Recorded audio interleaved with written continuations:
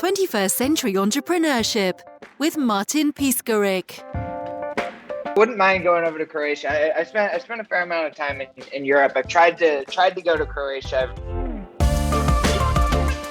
The best thing for you is to take some of your friends and to go sailing. That's the dream. I gotta go. Actually, my girlfriend and I have kind of idly talked about learning to sail because I really want to go. Yeah. Like the Croatia, the Adriatic, like I want to go to the Mediterranean. Yeah, just like all that. Oh my God. Then you can go to Greece I'm of Greek descent. Not that you can tell because of how pale I am, but it's actually Adamopoulos. You know, it's not Adam. Beautiful. They changed the name. Yeah. There's a reason why you have so much energy and good vibe. You know. Appreciate that. Well, excited to get going on this. Thank you. Really Thank you for being my guest. Yeah.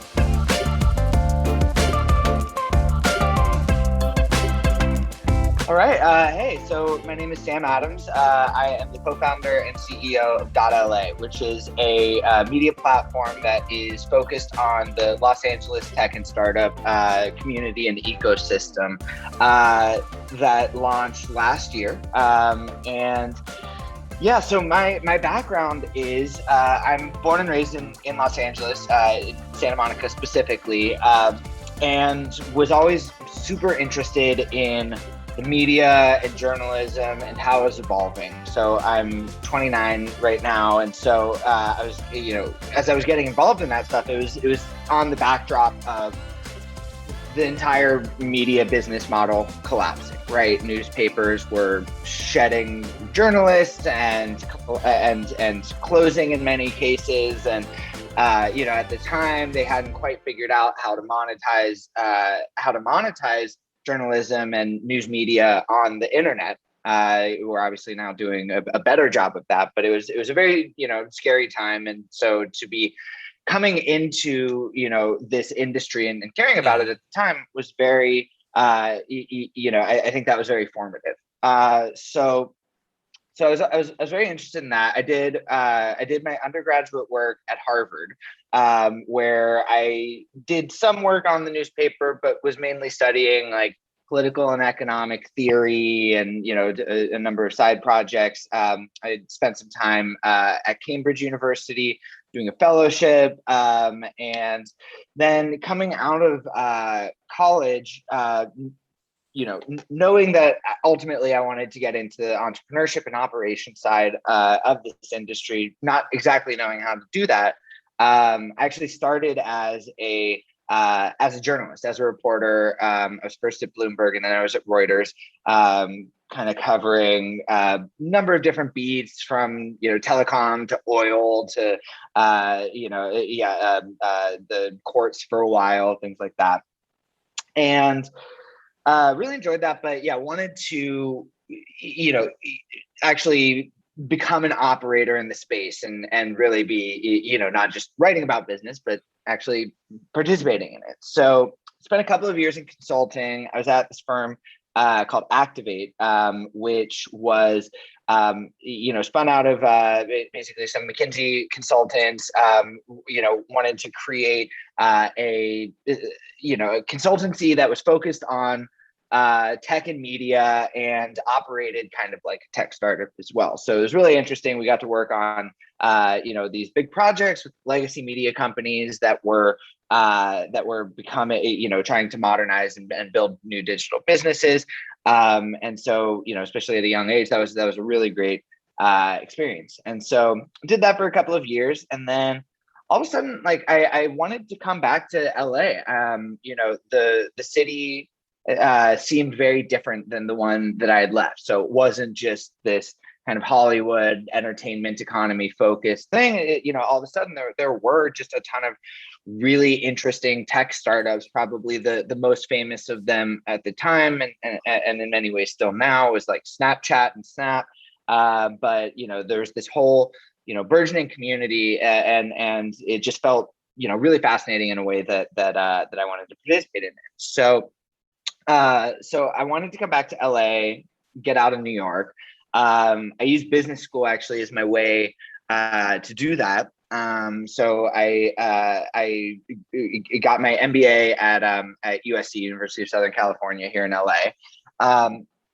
And was working basically at Disney. I was doing some like strategy work with them for what's now Disney Plus, and like working with their accelerator a little bit as well. And then right as I was coming out of it, actually, I got linked up with who is now my co-founder and the executive chairman of dot.LA. He's a guy named Spencer Rascoff, who was the co-founder and CEO of. It seems like you have a very international or non-American audience, so it might not be as resonant. But there's a company in America, and I think in some other countries, called Zillow. Do you know Zillow? Mhm. So it's this amazing company. It allows you to find the value of any house. So huge company, and he co-founded it and just stepped down as the CEO after a decade there. And he was also an LA native. We'd actually gone to the same school 20 years apart from each other and had like a number of mutual friends. And so we got linked up, and he said, I just moved back down to LA, and I'm really floored by how much tech and startup activity there is here.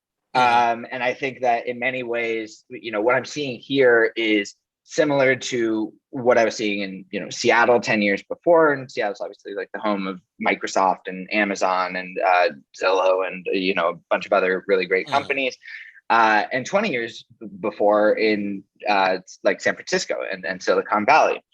And so I think that, LA is really poised to be kind of the next great hub of innovation. But one of the things that it's missing is a news outlet and a media outlet that is going to shine a light on all of this amazing stuff that is happening here. And so it's not, it's things like that, non-Silicon Valley startup hubs are a total white space in media right now, because, for the most part, you have national tech presses like, the tech crunches of the world. And they typically, over-index on writing about the, Silicon Valley, but also, don't have a sense of kind of how clusters and communities work, right? And similarly, the local media, as we were talking about earlier, had totally collapsed, Mhm. right? And so, the LA Times is actually doing better than it was, 10 years ago, but it is, they're not equipped to cover tech and explain, talk to the right kind of audiences. And so they, there's this white space. And so we talked and, pretty quickly decided to, start a company that would serve that role and shine a light on the LA tech and startup ecosystem. So it's a startup covering startups, right? So he's our executive chairman. I'm the CEO. This was in like May 2019. And then we spent the rest of the year kind of hammering out what the product was going to be, what the what the voice was going to be, what the team was going to be. We raised $4 million seed round from a bunch of like local VCs and angels, and then we launched in January of 2020. Which is a very interesting time to launch anything. And so 6 weeks later, Absolutely. the world's ended. But, and I think on the news side, it's like good that you have a, totally digital product that is Mhm. very remote work friendly. We had to, our grand plans to do a bunch of events had to go into like virtual events. And, we've only recently restarted in-person stuff. But yeah, I mean, it's been a really great, really exciting couple of years. We're just getting started. any pitfalls, any tipping points? What was your transformation through? I mean, you were working with a lot of big companies. You were on Harvard, on Cambridge. Yeah, no, that's a great question. I think that, I think the biggest thing that was a bit of a learning curve of being an entrepreneur is kind of the sort of loneliness of it at times, because, I'm fortunate to work with a really great team. And my co-founder is an amazing mentor and a great partner, but it is like create something new and bring something new into the world, and to be like so confident about what it should be, what it should look like, how it should be positioned, and all of those things. Especially like once you have decided to be a founder and really be like, okay, we have to go from 0 to 1, and how do we do that? It's a really unique experience, and in some ways a really lonely one, because like ultimately it's you, and like by definition there's no one else doing what you're doing, exactly what you're doing, because otherwise you shouldn't be doing it probably. But so yeah, no, I think that has been that was a bit of a learning curve. I think that it's been very curious to have to do this in large part in this remote environment, right? Where luckily now, the past couple of months, the vaccinations have been ramping up, and so we actually do have an office again, and our people are going into it every couple of days, a couple of days a week. But yeah, like the idea of, for essentially the first year of us being launched, not really seeing people other than like a very select group, your girlfriend, like very, very small group of people. I think that kind of like compounded that effect. And so, I think that has been that's been a really interesting journey, and one that I think is worth talking about as founders a little bit more. If I understood you well, LA is next big thing in the tech industry. I mean, why LA? Different taxes, or I mean? Yeah. Well, so I mean, I think that the macro trend is a decentralization of tech and startups away from Silicon Valley, right? I think that even 5 or so years ago, but certainly like 10, 15, 20 years ago, there was this perception that, by definition of it, because of it being a perception becomes a reality, that if you are going to launch a successful tech startup, you need to be, within 25 miles of SFO airport, right? And so, that's where all of the investment money was focused. That's where people would relocate to. And I think that had a lot of kind of like negative knock-on effects that we can go into. But I think that there has been, over the past couple of years, this decentralization and this recognition that like, okay, actually, there are even advantages of like, and really serious advantages, which seems obvious to say now, but wasn't necessarily at the time, of launching, of creating and building companies elsewhere, right? And so you have this rise of these kind of next wave of startup hubs that, you mentioned Texas, like Austin very much is one of them, right? Even within the past couple of months, Miami has kind of come into being seen as like more of a place like this. And similarly, like, Denver Texas, and Atlanta and, all this place. And that's just in America, right? And then like in Europe, there's been a rise of tech and tech companies and tech hubs throughout Europe in a way that there hasn't been, and that not even to speak of Africa, which is really rapidly becoming producing some really interesting companies. Asia, obviously, so it's really globalizing. So it's not just in America, but like obviously I'm American, so I focus on that. But this rise of these new wave of cities, and so I think that's the opportunity. We've talked about building the model in Los Angeles because, and then, replicating it in all of these other, emerging hubs, right? That have these same characteristics. But you asked why specifically LA, right? I think that LA is this really, it lies at this really fascinating intersection between, technology, media, entertainment, storytelling, right? And that is this. I'm sure that especially for non-American listeners, you think of LA, you think of like Hollywood and Disneyland, things like that. And in many ways, that is the case.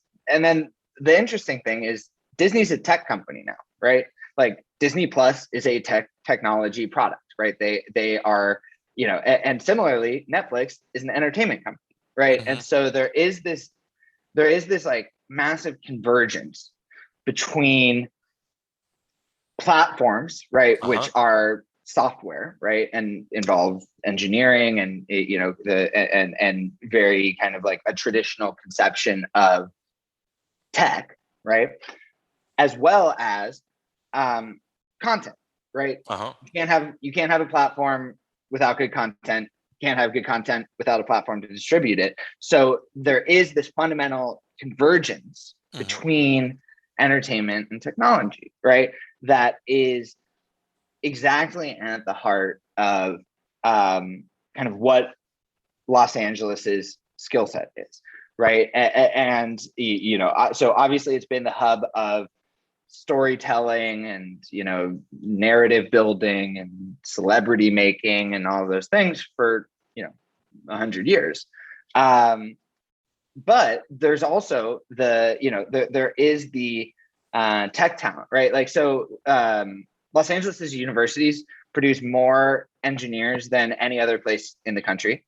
And I'm sure internationally I don't have those statistics right on hand, but they between, and it's not just USC or UCLA, there's also a bunch of other Cal State Northridge and the Pomona College and blah blah blah, but in any case they produce more engineers than anywhere else in the country, but historically they haven't kept them, right? Because then you go up to Silicon Valley to work at a tech company, right?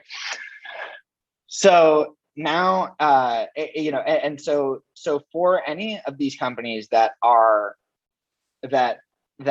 focused on entertainment or media or marketing, building a relationship with consumers and anything media related, I mean, LA is, I think, objectively the best place in the world to tap into those networks and those expertises and those institutions. And then the curious thing is it's such a diverse ecosystem here in a way that I don't think people realize. And that's a big part of what the mission is with .LA, to help people realize that. I mean, even within the city, they don't really realize that, but certainly not, across the country or around the world.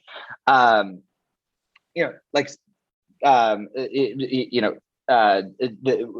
aviation, if you look at, SpaceX and relativity, and there are all these like the Jet Propulsion Laboratory here, and so there's a huge like space industry that's based here that I think flies really under the radar. Similarly, there's like a ton of biotech, and then there's a ton of so it's just this it's this really unique, really diverse, really exciting ecosystem that just totally flies under the radar. And so what we're trying to do is is demonstrate that to people by writing stories about all these great stuff, and creating videos and podcasts and all of that. Yeah.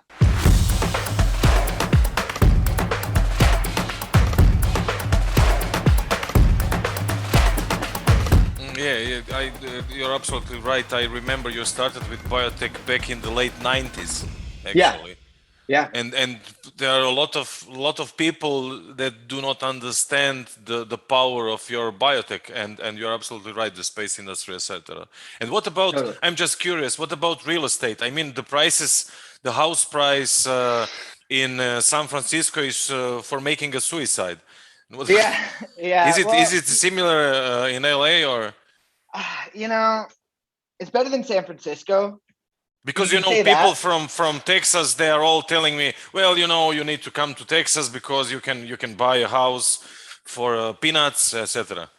Yeah, I mean, I wish I wish the property value, as someone who is not a homeowner yet, and would love to be in Los Angeles, but it is expensive. It's more affordable than San Francisco, and that's certainly Silicon the case. Valley, probably. Yeah, in Silicon Valley. I mean, my sister lives up in Menlo Park, which is right next to Stanford, and yeah, it's like that's like that's the number one worst real estate market in the country, but I think LA is probably number like 3 or something like that. So I wish it was a little better. It is meaningfully better, but than the Bay Area and also New York. But I wish it was better. I could get going on what I think the government should be doing to make that better. But that might be another podcast. But yeah, so absolutely. I think that it's definitely not. I think that there was this perception at the beginning of the pandemic, throughout the pandemic, that, oh wow, so we're all just living in Zoom, right? I mean, you and I are several thousand miles away from each other right now, but functionally, it would be the same as if we were, a few blocks from each other, right? You're still looking at a Zoom screen and talking into it. So I think there's this big perception of like, oh wow, all these like Facebook engineers who are making a bunch of money but living in San Francisco. Oh wow, now they're going to go move to like Boise, Idaho, or something like that, or Texas, right? Outside of Dallas, Fort Worth, or something where you can get, for the same price as a studio in San Francisco, you can get land and a mansion, right? So and a few cows. Yeah, exactly. And so as long as you have a fiber internet connection, just go do that. Now certainly that happened to. There were incidents of that, and we covered that and wrote about that kind of stuff. But like, functionally, like I don't think that. I think that while tech is disseminating to being multipolar as opposed to unipolar, right, with the Silicon Valley, I don't think that you're going to see the next great companies come out of like, I don't, out of like some rural location, right? Like, I still think that there is a value to, being in like a world capital, like Los Angeles or something like that, right? Because just there is, there is value to that justifies higher the the higher housing prices. Although that is lamentable, I think.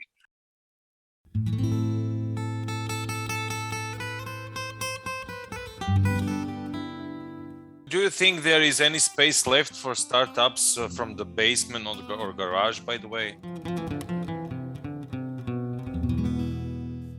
Yeah, I mean that culture is still, I mean, garages are very expensive at the moment. I'm just kidding. I think that's I think I wouldn't be surprised if like now it's more expensive to rent like a garage in Menlo Park or something as office space than it is to rent like a really nice office, because that there is so much of that like kind of like mythology or like romanticism about that of sure. So new startups just from the office. Oh man, if you're if you're two 20-year-old Stanford dropouts working on some software project, and you can interchangeably throw in some combination of like the words crypto, AI, right? Like some of these buzzwords, and you're in a garage, like you are going to have a lot of venture capitalists kind of breaking down that door, trying to give you a term sheet.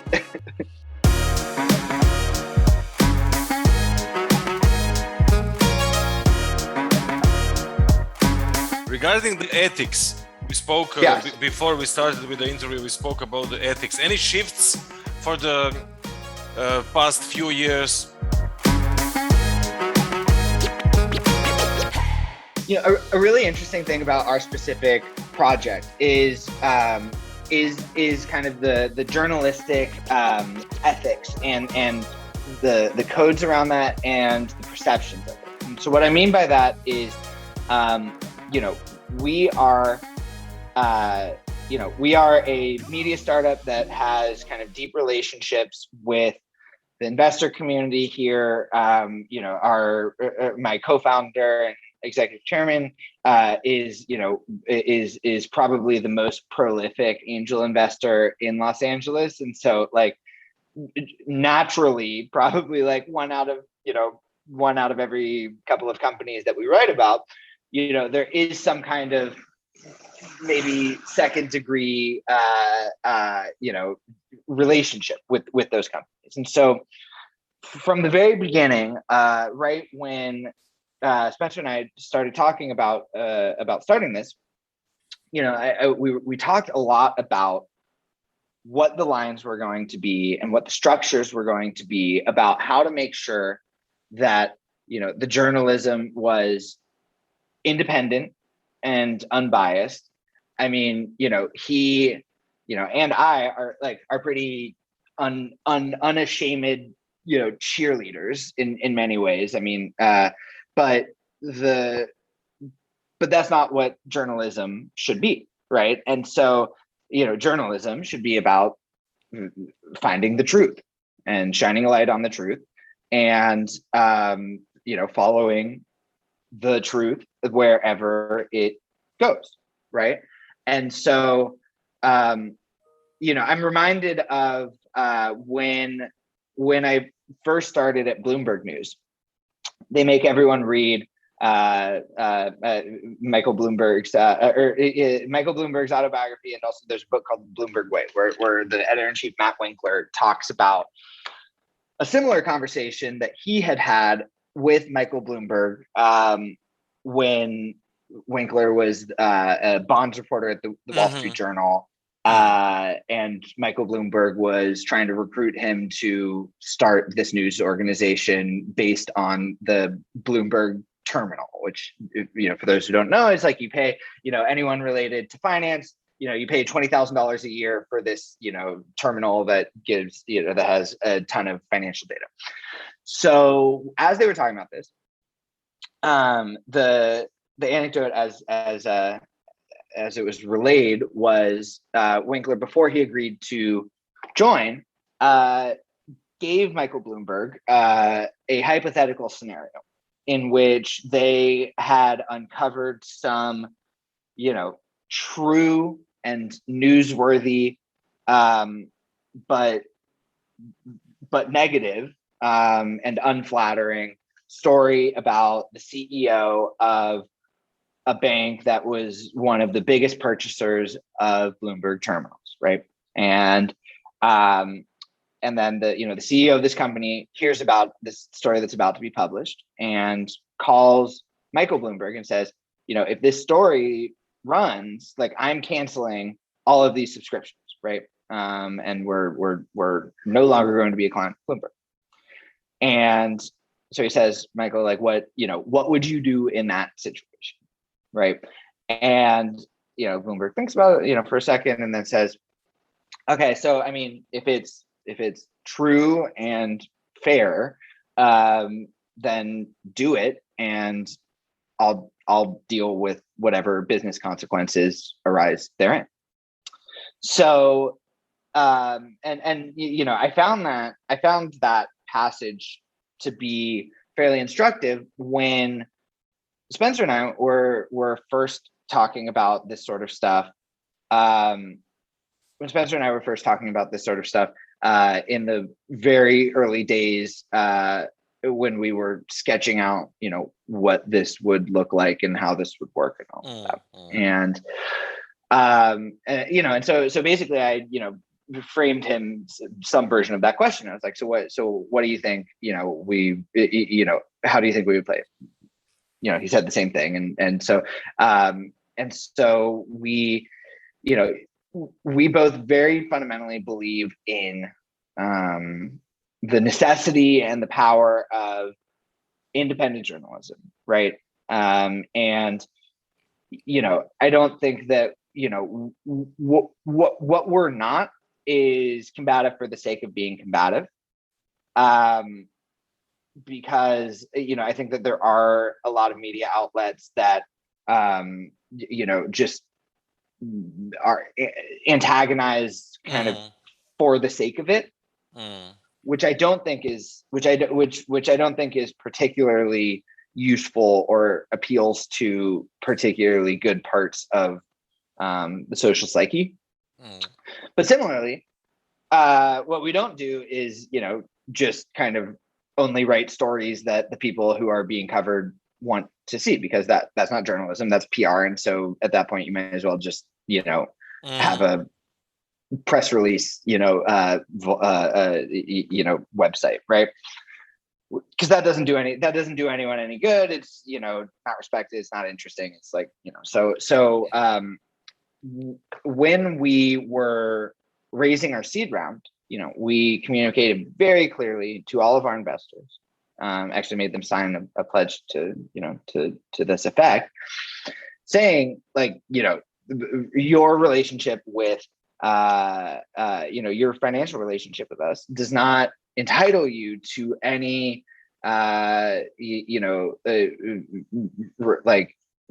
any special treatment in terms of coverage, either positive or negative, or for you or your portfolio companies or anything like that. And to their credit, all of our investors did, totally understood, why that was so important. And, we've never, so fortunately, I've never gotten that kind of a call of like, hey, if this happens, we're going to do X, Y, Z. But what we have, what we have gotten on multiple occasions is a lot of, the angry outreaches from, fairly powerful people that didn't like something that we wrote about it. But look, I consider that to be part of my job, right? Of, say, okay, so, was the story accurate? Yeah. Was it like, you might not consider it to be fair, but like, was it, sort of objectively fair? Yeah. Okay. Well, then we will completely defend, our journalists. Right. And so, so that has, that has actually come up less in the year and a half that we've been launched compared to what I thought might be the case. But yeah, I mean, I think that that's just very, very important, because I think that there's industry wide, there's a reevaluation of like, of of kind of what these ethical standards are, kind of what is sort of an outmoded relic of a previous age in media, because I think that, there are certainly like, journalism schools and, a lot of like more old school newsrooms will have a lot of like, the business teams and the editorial teams, like they don't talk to each other. They're not even on the same floor. Like there's a complete separation. I think that, I think that that's kind of silly and not reflective of like a modern, 2020 media organization. That's not to say that like, that's not to say that business considerations, it can influence editorial coverage at all. That said, actually, like this week, we were negotiating with a certain company about them sponsoring a video series. And then I noticed that we had just published a story about the CEO had said some very inadvisable comments that our journalists had picked up and written about. And I was like, oh shoot, that might affect this degree. But that is what it is, right? Like it's because if you go too far on compromising on that, then you've lost the thread, right? And so there's really no point in what you're doing, right? What are you doing at that point? And so yeah, it's been really interesting navigating that. I've been pleasantly not surprised, but I've been pleasantly reinforced that the way that we had originally kind of scoped this out was, I think, the right approach for it. We haven't had any anything that I would consider to be a misstep ethically on that. But it is, it's just a really fascinating time, because so much is changing in the media and in journalism, and who is a journalist and all that, and so it's just such a fascinating time. And so to be able to play like some small part in like thinking through kind of what the new model should be, is something that I find to be really exciting.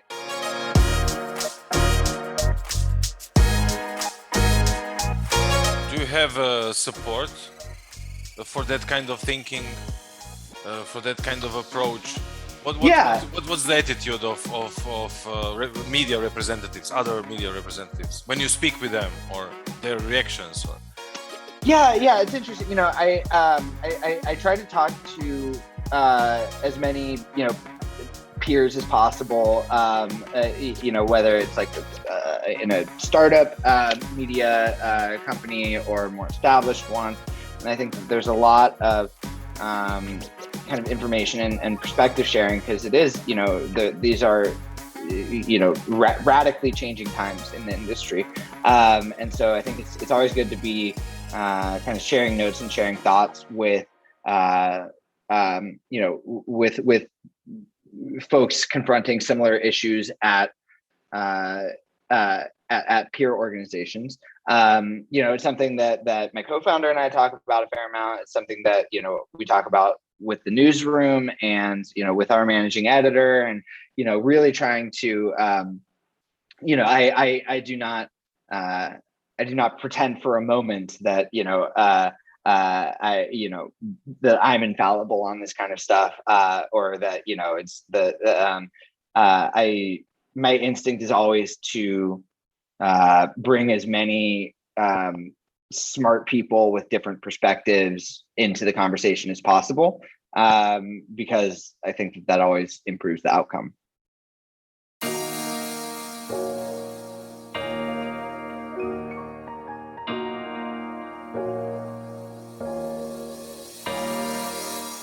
How do you take that kind of attacks when they happen? How do you keep your positive energy and focus? Do you meditate? Do you meditate? Do I meditate? I do meditate, actually. Cool. I'd like to do it more. I do it kind of like sporadically. Sometimes I get into a habit of doing it, like 4 or 5 times a week. Sometimes it goes a couple of weeks. So I need to kind of hone that practice a little bit more. I run a lot. I think that's also kind of a meditative act for me as well. In What's some ways your it seems like mindset? your question was about like mindset and staying positive and eye on the prize and all of that. And look, I'd be lying if I said that hasn't been a challenge at various times. And this has been I think for everyone a pretty challenging year and a half. And so there are certainly times when there are certainly times when you can kind of lose the plot on that a little bit. And so but yeah, I think that try to just get outside and exercise, and that's the that's actually the one benefit of LA that I haven't really the obvious part that hasn't come up of it's a nice place to be outside. So you should try to take advantage of that as much as possible. But yeah, I think that just trying to stay centered, keep things in perspective, I think is always an overarching goal, and be just try to be kind to yourself. Ultimately is the kind of goal there, and to others.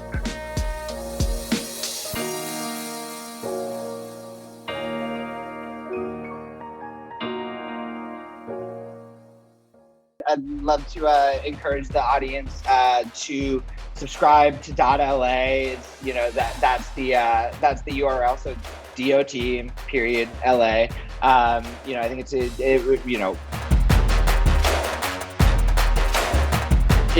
even if you don't have a specific interest in Los Angeles tech and startups, I think we're doing some pretty interesting stuff. And I think that your audience would probably enjoy that. So encourage them to sign up for like the newsletter. Maybe if you're ever out here, try to come to one of our events or and things like that. But yeah, just thank you so much for having me, and it's just a really fun conversation. 21st Century Entrepreneurship with Martin Piskarik.